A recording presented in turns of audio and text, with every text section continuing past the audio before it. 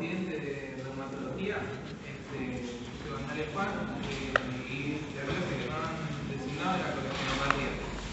Así que bueno, es una clase muy larga, lo que tratamos de hacer fue poner los temas que más se van a ver, que se toman en los exámenes, las cosas que no van a ver y que dentro de los libros no las primos. Así que bueno, bueno, la coleccionopatía incluye una serie de enfermedades inflamatorias del curso crónico, neurología desconocida, la patogenia es autoinmune, pueden tener un compromiso multisistémico y pueden ser potencialmente fatales. Habitualmente afectan a sexo femenino y pacientes jóvenes. Las que vamos a incluir son más, pero las que vamos a incluir no pueden faltar el lúpulo eritematoso sistémico, la esclerodermia, la dermatomiositis, la artritis reumatoidea, la enfermedad mesenteric. En general, todas estas enfermedades tienen manifestaciones generales como la astenia, la anorexia, la pérdida de peso y la fiebre, y son comunes y no tienen, digamos, distinción entre ellas. Bueno, empezamos con el lupus. Bueno, el lupus es una enfermedad autoinmune sistémica crónica caracterizada por la afección multiorgánica y multisistémica debido a una alteración de la respuesta inmunológica con respuesta a anticuerpos dirigidos contra antígenos celulares. Una enfermedad de un síndrome porque afecta a todos los órganos del sistema, según algunos pacientes más, otros menos, como lo vamos a describir ahora, pero bueno. Dentro de la patogenia, como son todas estas enfermedades, vamos a ver que tienen factores ambientales que influyen en el lupus. La exposición solar es un factor a tener en cuenta. Tienen factores genéticos, factores hormonales y factores inmunológicos. Lo que se produce en el lupus es una alteración, una ruptura en la tolerancia inmunológica con disminución de la funcionalidad de las células T, tanto helper, supresoras, citotóxicas, y también una hiperreactividad de las células B, con producción de autoanticuerpos hacia antígenos propios. Cuando estos complejos antígeno-anticuerpos empiezan a saturar el sistema reticular endotelial, se acumulan en los órganos y nos dan los síntomas a nivel sistémico que se traen en el lupus. Habitualmente lo que afecta al lupus se forman, digamos, anticuerpos contra el nucleosoma. Por eso son los que uno sigue después para determinar los anticuerpos, son anticuerpos antinucleares, antinucleosomas, anti-ADN y demás. Bueno, dentro de las manifestaciones musculares tenemos las mialgias con o sin debilidad en el 50%, especialmente en la parte proximal de las extremidades. Pueden aparecer miositis inflamatoria en el 5 al 12%, y hay que diagnóstico diferencial con miopatías como cuerpo de inclusión, la miopatía por esteroides, antipalúdico o estatina. También pueden presentarse síndrome de fibromialgia o síndrome de fatiga crónica con diagnóstico diferencial. Las manifestaciones articulares pueden ser se presenta con una poliartritis aguda. La poliartritis es más de 5 articulaciones inflamadas. Solo vieron las que hace pasar. Es rara, tiene un componente inflamatorio importante y acompañada de mialgia. Puede haber también una poliartritis subaguda que no manifiesta ninguna característica especial, se presenta con dolor y tumefacción que pueden ser fugaces. Y la poliartritis crónica que no da deformidades y no alteraciones radiológicas, que la diferencia del AR simula una R con afección simétrica de pequeñas articulaciones y puede dar nódulos subcutáneos en el 5%. Da también deformidad con desviación cubital o contractura de flexión en el 10 al 40% de los casos. Mirá el saco, acá la mano. Ahí tienes la desviación cubital y el Charcot, que en realidad lo que es el Charcot es una subluxación del músculo extensor común de los dedos, y a veces puede haber también ruptura de la banda terminal que va a la interfaláctica distal.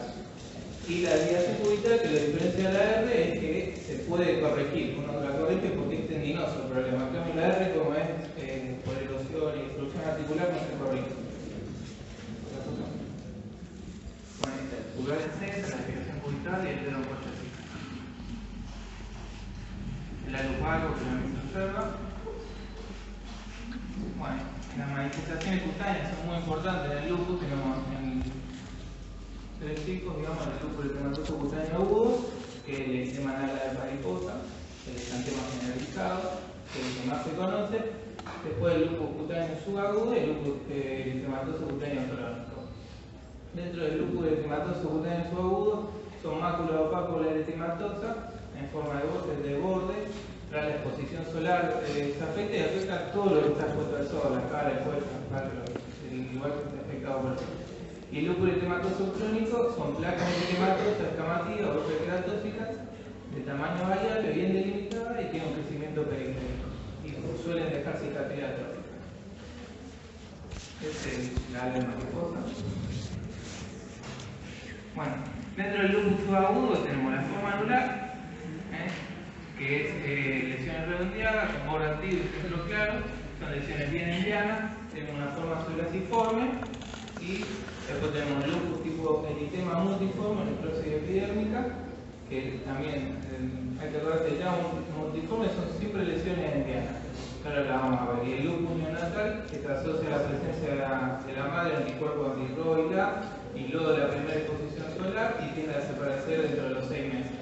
Es el eritemato famoso en la región del cuello y el brazo. Ahí está el lupus anular. Y este nada.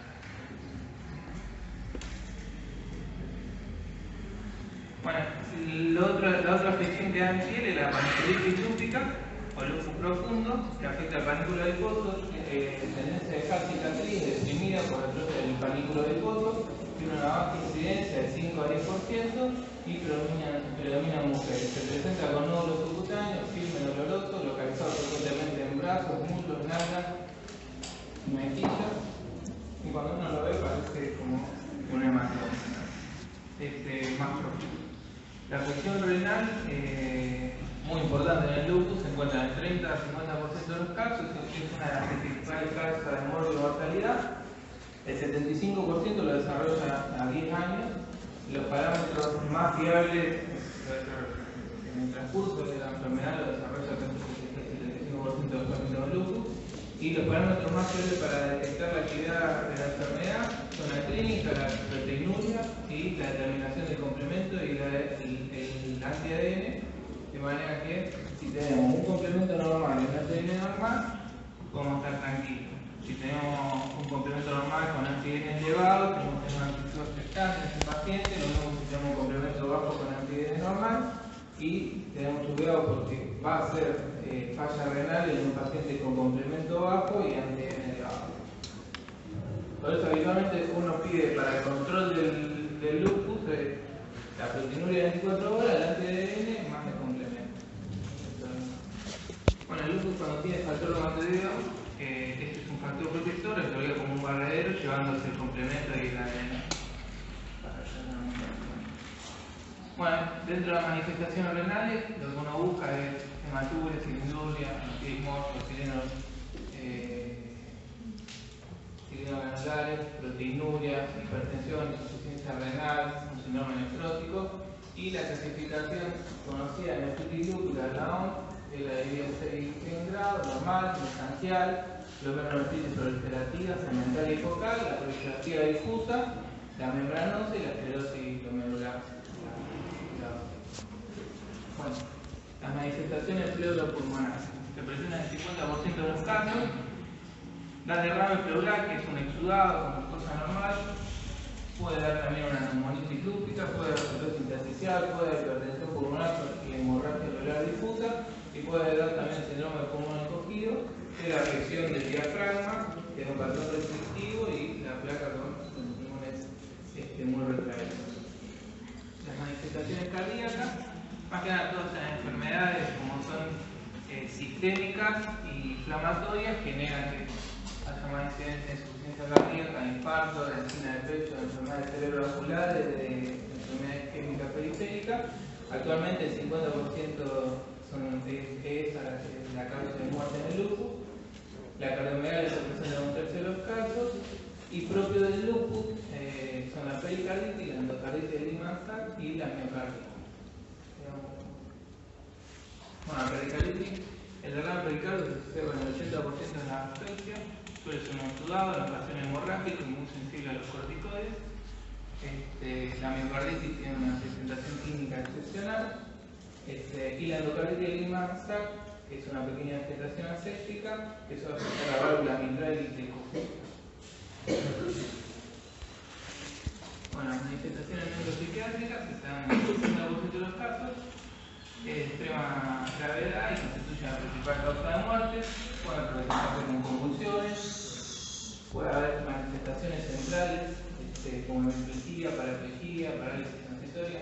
Siempre que un lupus hace un ACV más que nada isquémico, hay que buscarle síndrome antifosfolipídico o cualquier tipo de trombosis. Entonces ahí hay que completar el estudio con inhibidor lúpico, con beta-glicoproteína y cardiolipina. Puede haber también ataxia de origen cerebroso, colega, meningitis ascética y mielitis.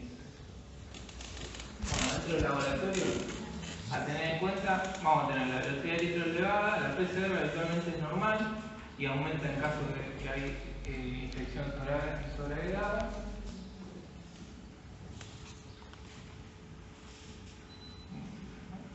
Y bueno, la afección hematológica nos queda, te puede dar anemia de enfermedades crónicas, puede dar anemia hemolítica, leucopenia, linfopenia, trombocitopenia, una hipergama policlonal, alargamiento del tiempo de protrombina. Y en lo que observamos en el estudio inmunológico, que el 95% van a tener FAM positivo, su negatividad obliga a dudar del diagnóstico. El anti-ADN negativo es un marcador de nefropatía y de actividad lúpica que se presenta en el 80% de los casos. El anti-SNP es totalmente específico del ELF, pero se presenta solo en el 25% de los casos. Y después, menos frecuente, tenemos el anti-RNP, se relaciona con mejor pronóstico y la posibilidad de presentar una enfermedad mixta del tejido conectivo, pues lo vamos a ver. Y el Royal Lag, que puede estar en el LED con CO2 y en CO2.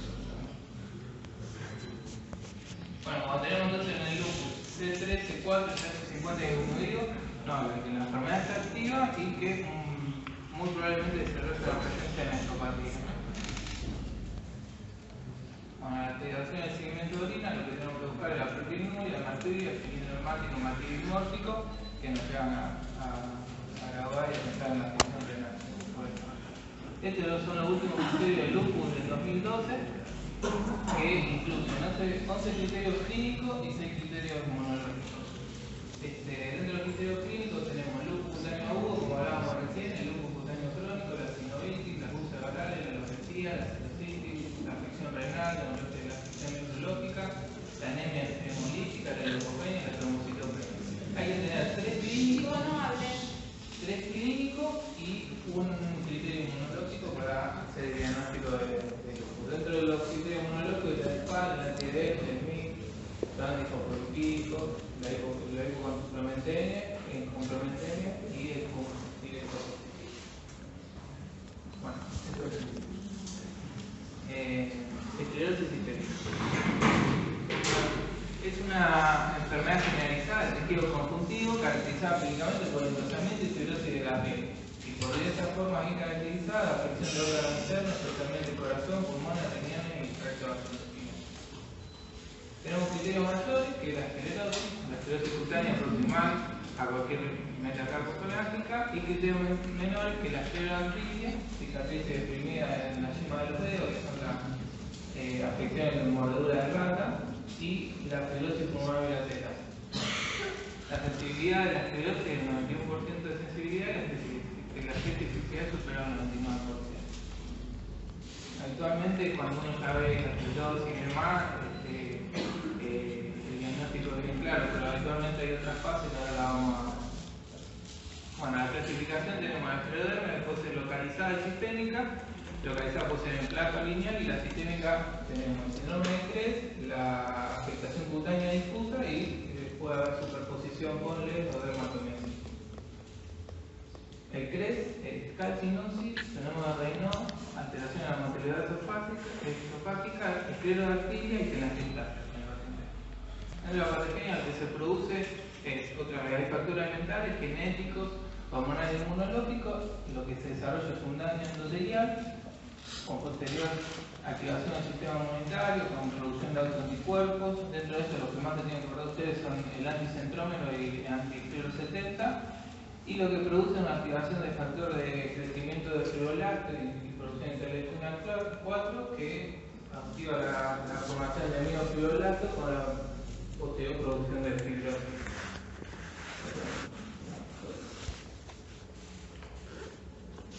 Bueno, dentro de las presentaciones iniciales, hay que tener en cuenta el renón, que se presenta en el 70% de los pacientes, y un pequeño subgrupo que nunca desarrolla, que en su mayoría son varones con alto riesgo de desarrollar afección renal y miocárdica y tienen peor supervivencia, la fibrosis propiamente dicha y la alteración edematosa. Esto es lo más importante. La idea es una fracción no dolorosa de los dedos, de las manos conocida como esclerodermia precoz, como efecto edematosa.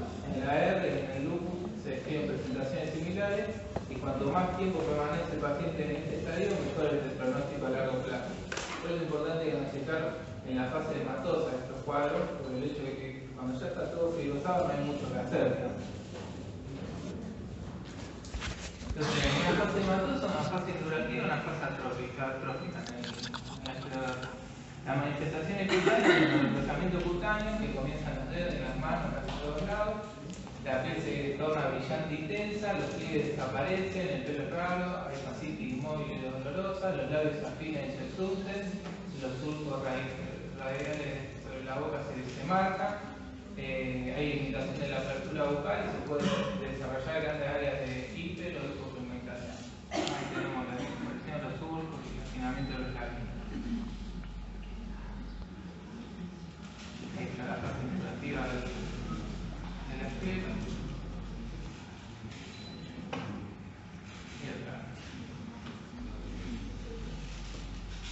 Bueno, la manifestación musculoesquelética se presenta en la tráquea generalizada, rigidez matinal, se considera como síntoma más físico, pudiendo confundirse con una inflamación y la afección fibrinosa de las vainas fibrosas pueden imitar una artritis, puede haber debilidad muscular gradual, tanto proximal como distal, y se produce en muchos pacientes secundariamente la atrofia difusa.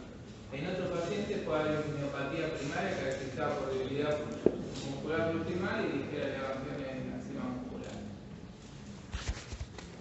El otro dato a tener en cuenta es la carcinosis subcutánea, que aparece en el 40% de los casos, con esclerodermia de larga evolución y menor frecuencia en la vida.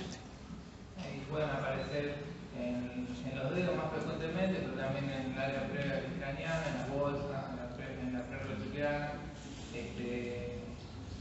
Pasa que tenemos bueno, esas son las carcinosis. En los dedos, también.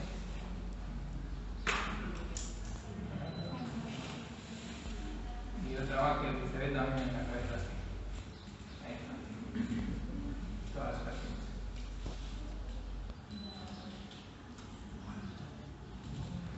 Bueno, las manifestaciones gastrointestinales también son importantes. En el esófago, el 80% desarrolla una disfunción esofágica con disminución de la funcionalidad del esfínter esofágico inferior asociada al cierre incompleto del esfínter, el reflujo gastroesofágico con esofagitis péptica y debilidad y coordinación de la musculatura líquida del esófago con disfagia.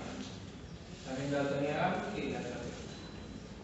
Bueno, las manifestaciones gastrointestinales las que produce entonces una hipomotilidad intestinal con sobrecrecimiento bacteriano, puede anillo funcional. Esto al paciente lo lleva a la mano de decisión y este aumento de las bacterias, conformación de hidrógeno y fermentación bacteriana puede haber la neumatosis intestinal.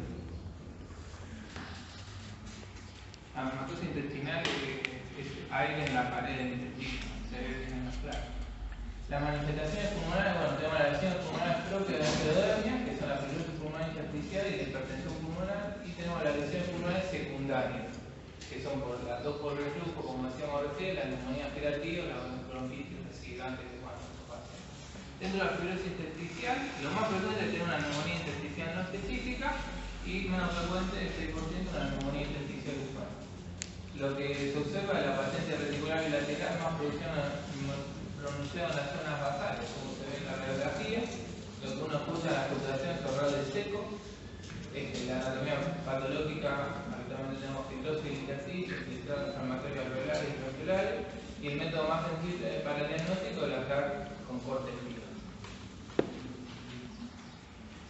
En hipertensión pulmonar, también muy importante en la esclerodermia, lo que vamos a obtener en el examen físico es el desdoblamiento del R2, los otros de tufilio. Siempre que hay hipertensión pulmonar tiene que haber insuficiencia de tufilio, si no, no da. El edema malleolar, infiltración yugular con el tufo patollar y la anatomía patológica, según una característica obliterante, sospechar hipertensión cuando pedimos un ecocardiograma y tenemos la presión media de la arteria pulmonar tiene que ser mayor de 25 y la presión sistólica de la arteria pulmonar mayor a 40. Esto se confirma siempre por cateterismo. Y el otro dato importante es que para saber si hay un predictor de mala evolución es la DELCO, la pleximografía, y se usa para valorar los volúmenes pulmonares. Cuando va bajo como discriminación no habla de que la enfermedad es activa. Bueno, las manifestaciones renales, lo que se observa en la esclerodermia, la crisis renal esclerodérmica, que se caracteriza por tres cuadros principales: insuficiencia renal progresiva, con hipertensión, la hiperrenismia. Los factores de riesgo a desarrollar ejercicio de pacientes que están con glucocorticoides, más que nada más de 20 miligramos, tener mucho cuidado con darle corticoides a estos pacientes. Diuréticos que sean sexo masculino, raza negra, que tengan hipotiroidismo o insuficiencia cardíaca. Bueno, la presentación puede ser con cefalea, con visión borrosa, puede desarrollar retinopatía, convulsiones, disnea, la hematuria microscópica o proteinuria leve. Y en la anatomía patológica tenemos cambios proliferativos en la íntima de la arteria interlobulares y necrosis en la pared de los vasos, de la arteria afferente y de los vínculos ventrales. Bueno, los anticuerpos en la esclerodermia, los anticuerpos antinucleares se encuentran en más del 95% de los sueros de los pacientes con esclerosis progresiva, y los antígenos desencadenantes intracelulares son diferentes de los que se ven en otras enfermedades de tejido conectivo, denominándose marcadores de la esclerodermia. Lo que se tienen que acordar son el anticledo 70, que se asocia a la esclerodermia difusa, que no es tan frecuente, en el 30% de los casos aparece, y el centrón, que se asocia al síndrome de Creutzfeldt. Después el RNA polimerasa, la esclerodermia difusa, y lo de los mixtos no se marca.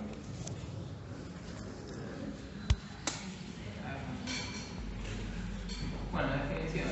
La dermatomyositis es la base que vamos a hablar, que es un grupo de enfermedades de causa desconocida, caracterizado por inflamación del tejido muscular. Tengo la polimiositis, la dermatomyositis, la miositis por cuerpo en función, la miositis en superposición con el cáncer o alguna enfermedad del tejido conectivo. Son un grupo de enfermedades comunes, sistémicas crónicas, que se caracterizan por debilidad simétrica progresiva de la musculatura proximal, que respeta la musculatura facial, te da elevación de la CPK, un patrón miopático en el electromiograma y presenta infiltrado inflamatorio con necrosis en la biopsia de muestra. Bueno, la patogenia en realidad se produce en anticuerpos contra las células endoteliales de las células musculares, lo que produce la disminución de los depósitos de complemento necrosan las células endoteliales, lo que implica la inflamación perivascular, la isquemia tisular y la extinción de la célula muscular. La clínica es muy variable, algunos presentan manifestaciones musculares sin lesión cutánea, en otros solo presentan la manifestación cutánea. Los síntomas se presentan de forma insidiosa, por lo general se desarrollan en el curso de 3 a 6 meses. En niños y jóvenes adultos sufren un inicio de enfermedad más agudo, y por lo general los hombres mayores tienen un desarrollo más lento y a lo largo de varios años.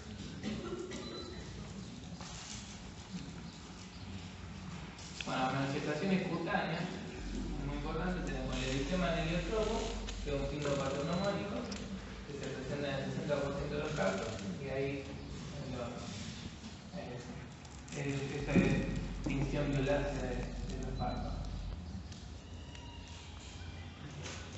Bueno, después tenemos las pápulas de Grotto, que son la manifestación más específica de la dermatomyositis, se observan en el 70% de los pacientes, Son pápulas velosas y localizadas en la articulación metacarpo-falángica e interfalángica, en las rodillas en los codos, y con el tiempo se suelen poner habilitantes y escamativas. Ahí tenemos la diferencia. Las metacarpo-falángicas e interfalángicas proximales. Bueno, seguimos las manifestaciones cutáneas.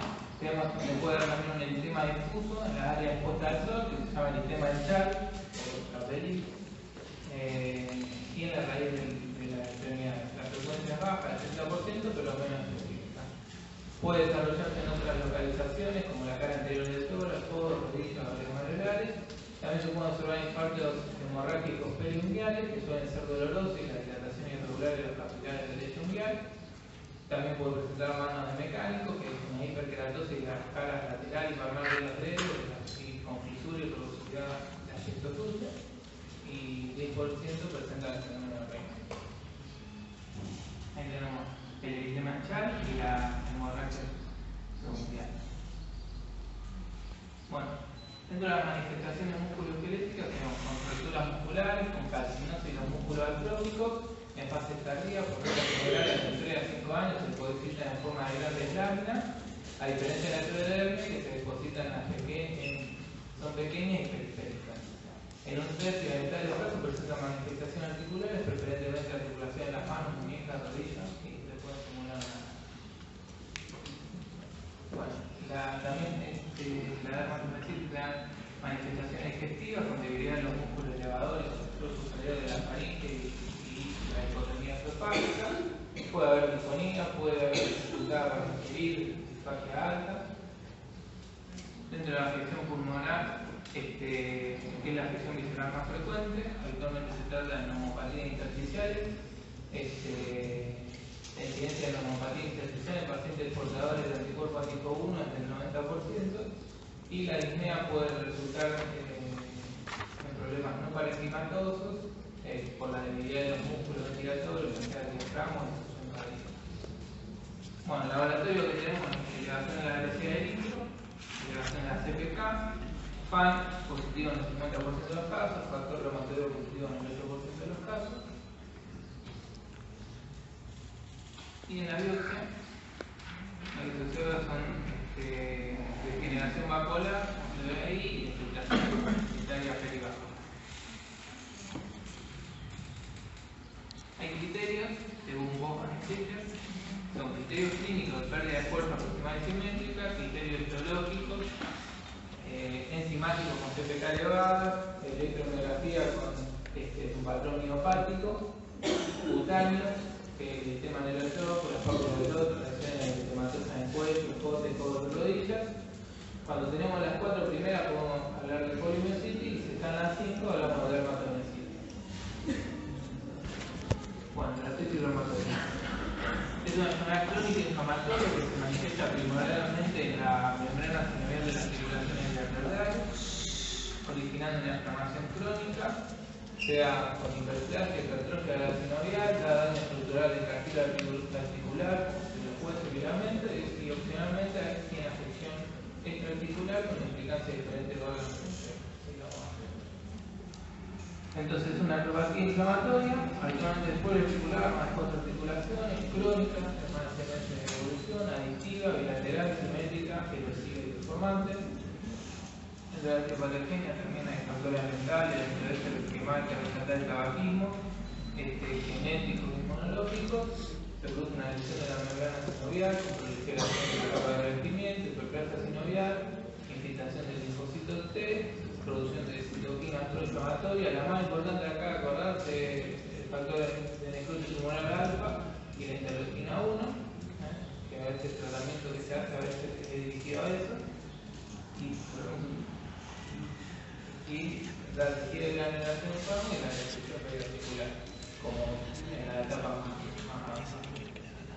Bueno, los sitios de afección son las metacarpofalángica, interfalángica proximal en el 91% de los pacientes, puede afectar muñecas en el 78% de los casos, rodillas, hombros, tobillos y pies, como está en el dibujo.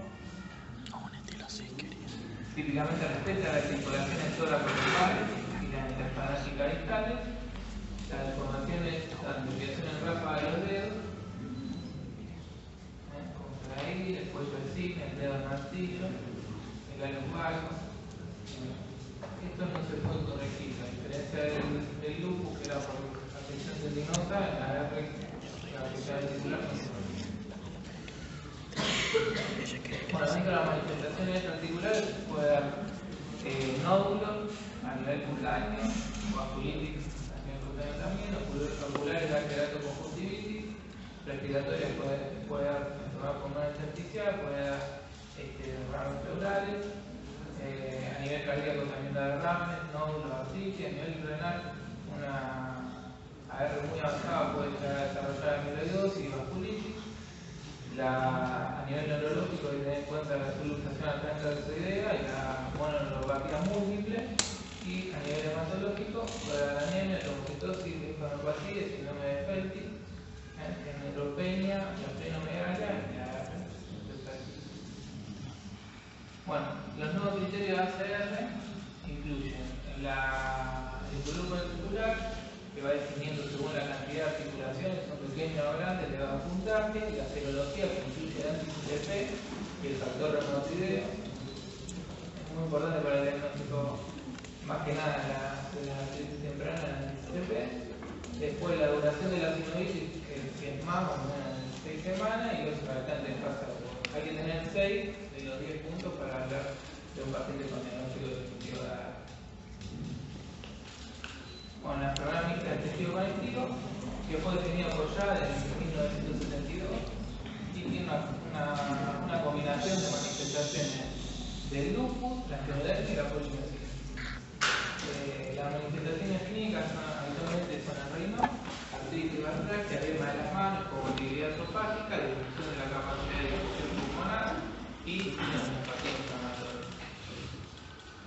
En la clínica se observa lo más precoz del fenómeno de Raynaud, se puede observar esclerodactilia con tumefacción y hinchazón de los dedos, puede aparecer erosiones dolorosas en la punta de los dedos, son lesiones mordeduras de rata, y cambio en la piel de la cara similar a la esclerodermia. La aparición de artralgia o artritis es muy frecuente, suele ser simétrica y afecta sobre todo las articulaciones tendinóticas proximales, metacarpos falángicas, la muñeca y la rodilla. Puede ser erosivo y deformante, y puede también desarrollar muchísima alteración similar al paciente con polimiositis. Dentro de las manifestaciones pulmonares, se afectan el 80% de los pacientes. La forma de presentación habitual es compromiso intersticial, en ocasiones puede aparecer pleuritis, alveolitis, cirrosis pulmonar difusa, hipertensión pulmonar, endarteritis pulmonar. Y la hipertensión pulmonar estaría implicada en la patogenia del anti-RNP1, que sería el causante de un incremento de las moléculas de adhesión, así como la expresión de las moléculas clase 2 en la célula endotelial, que estaría directamente relacionada con la patogenia. Las manifestaciones cardíacas se dan en el 20% de los casos, da pericarditis, derrame pericárdico, que no suele ser clínicamente significativo. Puede haber aparición de alteración en la conducción cardíaca, miocarditis, que conllevan una pneumonitis. Bueno, manifestaciones digestivas, que son similares a la cirrosis sistémica, la más habitual es la pérdida del efectismo esofágico, dilatación de la segunda y tercera porción del duodeno, mala absorción, tuberculosis colónica o la neumonía. La afección renal, aunque al principio se creía que no afectaba al riñón, se vio que podía desarrollar glomerulonefritis por depósito de inmunocomplejos. Esta glomerulonefritis puede ser de tipo mesangiana, membranosa, heteroefectiva, al igual que el lupus, y la lesión renal implica luego una transformación lúpica. Después tenemos manifestaciones neuropsiquiátricas en el 95% de los pacientes. Puede haber meningitis aséptica, neuralgia del trigémino, son las más frecuentes, la neuropatía periférica, mielitis transversa, confusión, ataxia, en el laboratorio que tenemos la velocidad de litros de baba, el 5% de los pacientes presentan anemia, puede haber leucopenia, trombocitopenia, hipergamma globulinemia, y el marcador serológico típico de la enfermedad mixta del tejido conectivo es el anti-RNP1. Habitualmente el anti-RNP positivo y todo lo otro.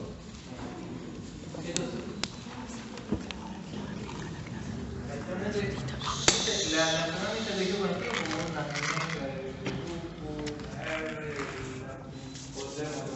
y cuando afecta riñón, hay que ver si es una transformación lógica. Si pasó de ser una programación, la velocidad de litro se eleva casi siempre en algún estadio de la enfermedad, alrededor del 75%. Bueno, estos anticuerpos están dirigidos por el exosoma, que es una cadena de ARN rico en uridina y otras proteínas que actúan la síntesis proteica. Se detectan en el 95 al 100% de los pacientes con enfermedad mixta del tejido conectivo, pero no son específicos. El anticuerpo anti-RNP se asocia con una mayor incidencia de artritis, fenómeno de renal, celulititis, edema en las manos, plegastilia y de la hipomotilidad esofágica. Bueno, tenemos criterios también de diagnóstico, tenemos la reacción de Segovia, tenemos el criterio serológico con el anti-RNP positivo a valor de títulos altos y el criterio clínico que puede ser edema en las manos, sinovitis, sinusitis, fenómeno de renal y arteriosclerosis.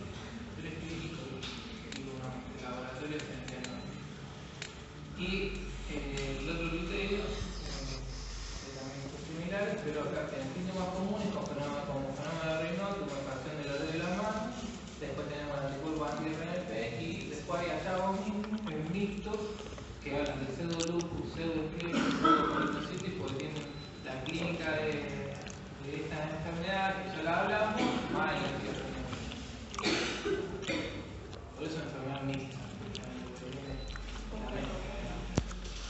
Bueno, el síndrome de Sjögren es una enfermedad crónica autoinmune sistémica, es una exocriopatía autoinmune en la que se produce una insuficiencia de la glándula del exócrino, habitualmente afecta a glándulas lacrimales y las salivales y da como clínica básica serostomía. Bueno, tenemos primario y secundario. Primario afecta solamente la clínica que dije recién, y el secundario que se asocia a otras enfermedades. Acá la artritis reumatoidea, el lupus, la esclerodermia, la dermatología, la enfermedad mixta del tejido conectivo, todo lo que llegó recién, tiroiditis y cirrosis. El diagnóstico se hace con los síntomas oculares, los síntomas orales, signos, que ahí se hace la prueba de Schindler, que es para ver la humedad de las lágrimas, el hallazgo de la patología de las glándulas salivales y también se puede ver el compromiso objetivo de la glándula salivar por la gamalastía y los autoanticuerpos que habitualmente el Sjögren se asocia a ROI y la positiva. También puede tener PAN, factor reumatoideo, en el laboratorio se ven PAN positivo, te puede dar factor reumatoideo positivo, puede tener crioglobulinemia, puede tener PCR, anemia, leucopenia, trombocitopenia, necesidad de litro, ROI y la positiva.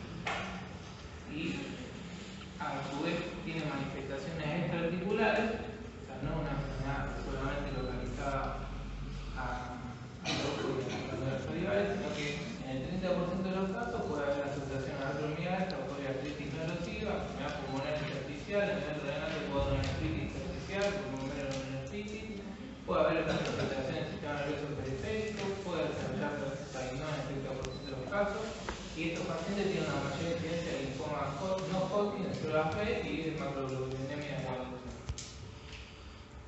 Las complicaciones a tener en cuenta, los ojos secos son las úlceras en la córnea, pueden desarrollar estos pacientes vasculitis y el linfoma que también se pueden